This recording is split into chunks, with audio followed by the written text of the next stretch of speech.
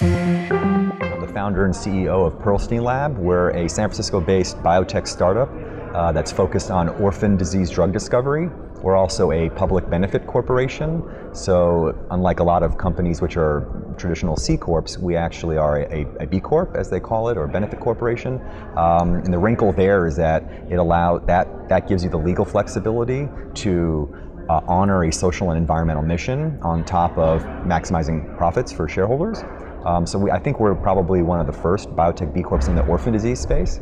Our approach scientifically is a contrarian approach compared to more conventional approaches to drug discovery, which involve the mouse as the animal model. In our case, we use simple or primordial animal models, so that would include yeast, worms, flies, and fish. Now, these are all organisms that have been researched by geneticists for sometimes over 100 years. The Drosophila, or the fruit fly, was where basic rules of genetics were worked out by Thomas Hunt Morgan, in the early part of the last century. So it shouldn't be that crazy or radical to suggest that these organisms would be useful for human disease biology. I mean, after all, if you look at the history of the Nobel Prize in Medicine and Physiology, the vast majority of those prizes went to work to researchers who were studying these organisms, not people studying human disease, or not studying human beings as their guinea pigs, so to speak. So I think what we're trying to do is, in some case, go back to the past and remember this tradition of genetics and apply it now with a vengeance to the orphan disease space. And the reason why I think it's a good match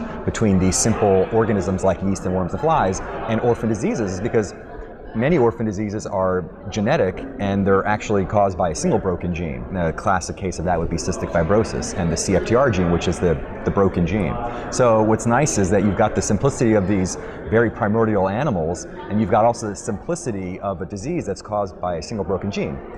And I think that's a really good marriage. Now, that doesn't mean that these orphan diseases are simple in the objective sense. They're still a beast in terms of trying to figure out what's going on and how to do drug discovery. But compared to, say, cancer or diabetes, which is multifactorial diseases where you've got different genetic predispositions, environmental factors as well, at least with orphan diseases, for the most case, you have the single broken gene, so you can trace the disease to this origin, and then you can kind of study it from there. So that's our approach.